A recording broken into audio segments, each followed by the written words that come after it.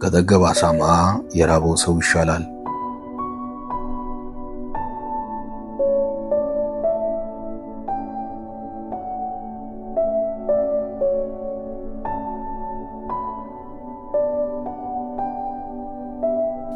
የጠገበ አሳማ ከመሆን የራበው ሰው መሆን እጅግ የተሻለ ነው። የጠገበ ሰነፍ ሰው ከመሆን ደግሞ የተራበ ሶቅራጥስ መሆን በጣም ይሻላል። አሳማውም ሆነ ሰነፍ ሰው የሚኖራቸው የራሳቸው ሐሳብ ብቻ ነው። በአንጻሩ ያሉት ግን በሁለቱም ወገን ያለውን ሐሳብ በሚገባ ያውቁታል። ጆን ስቴዋርት ሚስ ኤድዌይስት ነበረ። በኤድዌይዝም ደግሞ የሰው ልጅ ዋነኛ ግብ ደስታ መመኘት ነው። እንደ ስቴዋርት እምነት ይሄው ደስታ በአይነት ወይም ኳሊቴቲቭ የሚወሰን ነው። ከአንዲት ሴት ጋር ተኝተህ የምታገኘው ደስታና አንድ መጽሐፍ ጽፈህ የምታገኘው ደስታ እኩል አይሆኑም። ምክንያቱም የሁለቱም ደስታ በአይነት ስለሚወሰን ነው ይለናል። ስለዚህ የጠገበ አሳማ ከሚያገኘው ደስታ ይልቅ የራበው ሰው ደስታ እጅግ ይበልጣል። ለምን ቢባል ሰው የራበውም ቢሆን ማሰብ ይችላልና፣ እንደማሰብ ደግሞ ደስታ የሚያተርፍልን ነገር የለም በማለት ስቴዋርት ሚል ይናገራል። ኤድዌይዝም የሞራል የፍልስፍና ፍርድ ሆኖ አትኩሮቱ ደስታ ላይ ነው። የዚህ ፍልስፍና አራማጆች ደግሞ ኤድዌይስት ይባላሉ። ቀጥሎ ከነሱ ባህር ጥቂት እንጨልፋለን።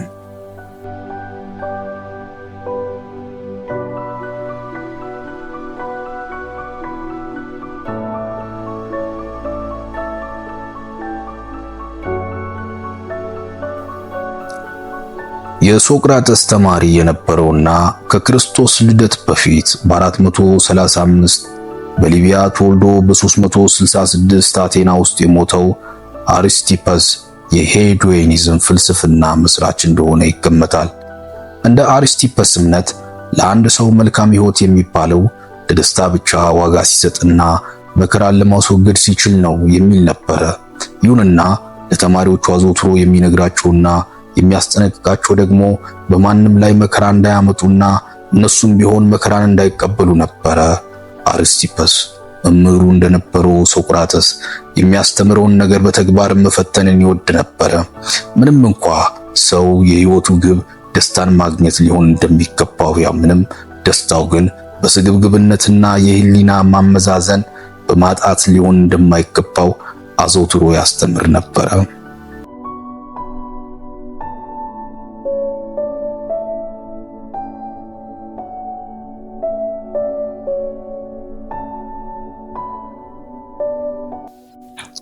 ሄዶኒስቶች ስለ ደስታ የተለያየ እሳቤ በመፍጠር ለማቅረብ ይሞክሩ እንጂ ዞሮ ዞሮ መግቢያ ማረፊያቸው ደስታ መሆኑ አልቀረም። ለምሳሌ ሳይኮሎጂካል ሄዶኒዝም የሚነግረን ሰው በምድር ላይ የሚፈልገው አንድ ነገር ደስታ ብቻ ነው የሚል ሲሆን፣ በአንጻሩ በሌላ ወገን የሚገኘው ኢቲካል ሄዶኒዝም ደግሞ የሰው ልጅ መሰረታዊ የሞራል ግዴታ ደስታና ፍትህን አጥብቆ መሻትና መከታተል ነው የሚል ይሆናል። በተለይም የሁለተኛው ጎራ ኢቲካል ሄዶኒዝም ሲነሳ ስሙ አብሮ የሚጠቀሰው የግሪኩ ፈላስፋ ኤፒከረስ ነው። በኤፒከረስ ትምህርት መሰረት የህይወታችን ግብ ሊሆን የሚገባው ደስታን መጨመርና መከራን መቀነስ ነው። እንዲያውም ህይወታችን በዚህ ዓላማ ላይ የተመሰረተ ሊሆን ይገባዋል በማለት የሰው ልጅ ከደስታ ጋር ያለውን ቁርኝት በአጭር አገላለጽ እንዲህ ይነግረናል። ደስታ ከህይወታችን ጋር አብሮ የተፈጠረ የመጀመሪያው ነገር ነው። ከዚያ ደስታ በመነሳት ለህይወታችን የምንመርጠውን ስንመርጥ የምናስወግደውን ደግሞ እናስወግዳለን። በመጨረሻ ወደ ደስታ እንመላለሳለን። ምክንያቱም ጥንትም አብሮን የነበረ ነውና። ስለዚህ የነገሮች መልካምነትም ሆነ ክፉነት የሚመዘኑት በእኛ የደስታ ሚዛን ይሆናል ይለናል። ክፉም ነገር ቢሆን ደስታን ካተረፈልህ መልካም ነው እንደማለት ይሆናል። ይህንን በቀላል አገላለጽ ለማስቀመጥ ለምሳሌ አንድ ሰው አንዲትን ሴት ቢያፈቅር የፍቅሩ መሰረት ወይም መነሻ የልጅቷ ውበት ወይም ማንነቷ ሳይሆን በአፍቃሪ ውስጥ የሚገኘውና አብሮትም የተፈጠረው ደስታን የማግኘት ፍላጎት ነው። ስለዚህ ወንዱ በፍቅር ወድቋል ስንል በሌላ አገላለጽ በራሱ ደስታ ስር ወድቋል እያልን ነው። እንደ ኤፒከረስ አስተሳሰብ ደስታን ፈልገ ማግኘት ቢያቅትህ እንኳ ስቃይን ቀንስ ይለናል። ስቃይ ሲቀነስ ደስታ መጨመሩ አይቀሬ ነውና። ይህ አስተሳሰብ በመካከለኛው ዘመን ውስጥ በነበሩ የክርስትና እምነትና ፍልስፍና አራማጆች ዘንድ ከፍተኛ ውግዘትን ያስከተለ ነበረ። በተለይም ኃጢአትን ማራቅ፣ የእግዚአብሔርን ትእዛዝ መፈጸም፣ የክርስትናን መልካምና በጎ ነገር ማከናወንን የደስታ ምንጮች ናቸው በሚሉት ወገኖች ዙሪያ እንደ እንግሊዛዊ ታላቁ ፈላስፋ ቶማስ ሙር አይነቶች ተሰልፈው ነበረ። ሙር በሄዶኒስቶች ላይ በሰነዘረው አስተያየት ችግሩ ያለው የአእምሮ ደስታን ከስጋዊ ደስታ ለይቶ ለማወቅ አለመቻላቸው ላይ ነው ይላል። ሰው ስጋዊ ደስታውን ትቶ አእምሮዊ ደስታውን መከታተል ቢችል በምድራዊ ሰው ሰራሽና ብሎም ጊዜያዊ በሆኑ ነገሮች ላይ ጊዜውን አያጠፋም ነበር በማለት ቀላል ምሳሌ ይሰነዝርልናል። አንድ ሰው በማታ ሻምፓኝ ቢጠጣና ቢሰክር ደስታን ያተርፋል። በነጋታው ከመኝታ ሲነሳ ደግሞ በራስ ምታት ይሰቃያል። ስለዚህም ስቃዩ የደስታው ውጤት ለመሆኑ ምንም ጥርጥር የለውም። እንዲህ አይነቱን ደስታ መፈለግ ደግሞ የሰው ልጅ በራሱ ላይ ያለውን ዋጋ ዝቅ የሚያደርግ ይሆናል ብሏል። በስልጣኔ ዘመን የሚገኙ ፈላስፎች የጥንቱን የሄዶኒዝም ፍልስፍና በራሱ ብዙም የተጋነነ ችግር የለውም ይላሉ።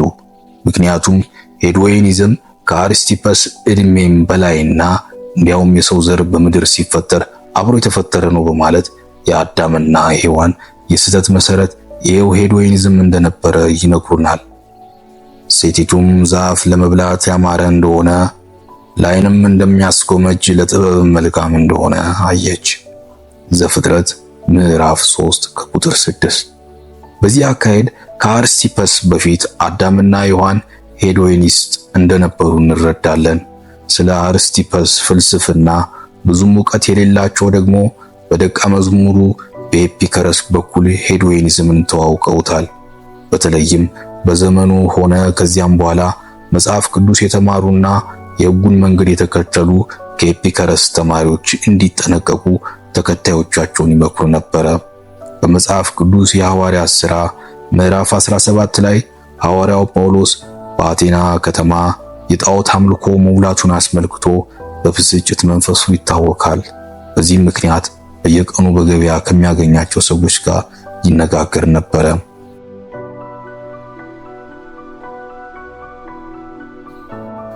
ከኤፊቄሮስ ወገንና ኢስቲኢኮችም ከተባሉ ፈላስፎች አንዳንዶች ከእርሱ ጋር ተገናኙ። የሐዋርያት ሥራ ምዕራፍ 17 ከቁጥር 18።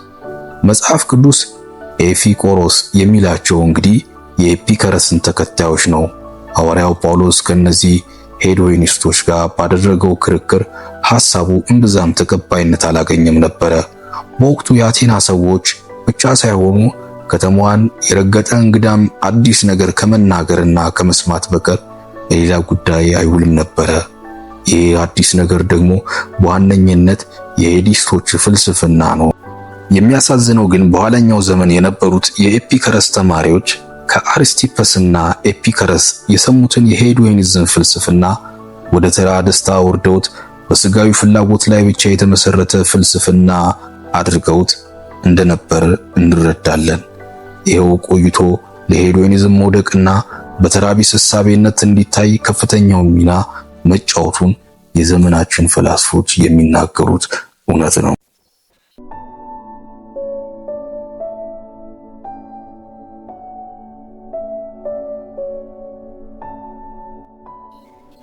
በክርስትና እምነት አራማጆች አስተሳሰብ ቁሳዊ ፍላጎት በራሱ ኃጢአት አለመሆኑን ይስማሙና ነገር ግን ይኸው ፍላጎት ኃጢአት የሚሆነው ብቸኛው የደስታ ምንጭ ተደርጎ ሲወሰድ ነው ይላሉ። የሄዶኒስቶች ሆነ የክርስትና እምነት አራማጆች ሐሳብ የሚያጠነጥነው በአንድ ጉዳይ ላይ ብቻ፣ እሱም በደስታ ላይ ሆኖ ሳለ ከዚያ የመዳረሻቸው መንገድ ላይ ግን ልዩነት አላቸው። በቀጣዩ ታሪክ ልሰናበት።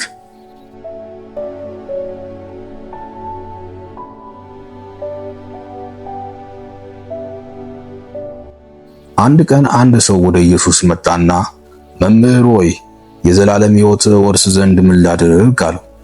ኢየሱስም ሕግን ታውቃለህ በማለት ጠየቀው። ሰውየውም በሚገባ እንደሚያውቅ ሲመልስለት ኢየሱስ እንግዲያውስ ሕግን ፈጽም አለ።